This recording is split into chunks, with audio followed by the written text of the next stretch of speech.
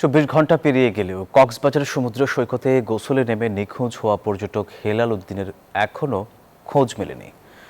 এদিকে এখনও চলছে উদ্ধার কাজ। আর এই নিয়ে আরও খবর জানাতে কক্সবাজার থেকে সরাসরি যুক্ত হচ্ছেন সহকর্মী ইরফানুল হাসান। ইরফান, উদ্ধারকর্মীরা কি বলছেন জানাবেন আমাদের। কক্সবাজারে সাগরে ডুবে প্রাণ যাওয়ার ঘটনা আসলে নতুন কিছু নয়, কিংবা নিখোঁজের ঘটনাও নতুন নয়, কিন্তু গতকালকে বাবা এবং ছেলে একসাথে কক্সবাজারে ঘুরতে এসেছিলেন।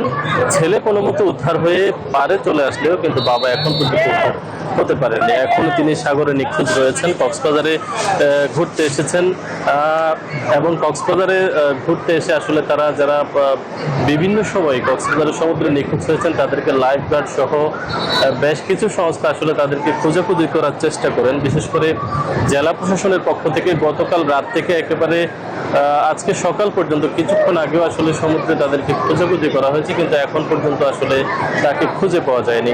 গত বছর ঠিক এই মাসে চট্টগ্রাম বিশ্ববিদ্যালয়ের ছাত্র অরিত্র হাসান তিনি নিখোঁজ হয়েছিলেন। এখন পর্যন্ত আসলে তার কোনো খোঁজ পাওয়া যায়নি এবং এখন যিনি নিখোঁজ রয়েছেন ২৪ ঘন্টা পেরিয়ে গেল, এখন পর্যন্ত তার খোঁজ মেলেনি।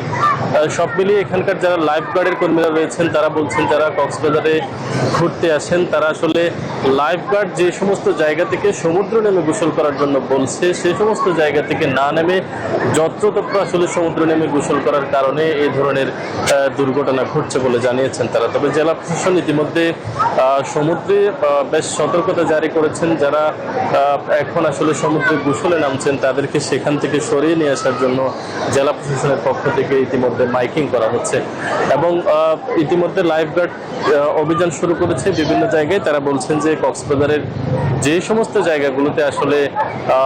সমস্ত জায়গাগুলোতে এখান থেকে নিখোঁজ হওয়ার পরে যেখানে উদ্ধার কাজ চলে সেখানে আসলে তাকে খুঁজে দেখা হচ্ছে, কিন্তু এখন পর্যন্ত আসলে তাকে খুঁজে পাওয়া যায়নি।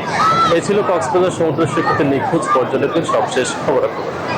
ইরফান, আপনাকে ধন্যবাদ।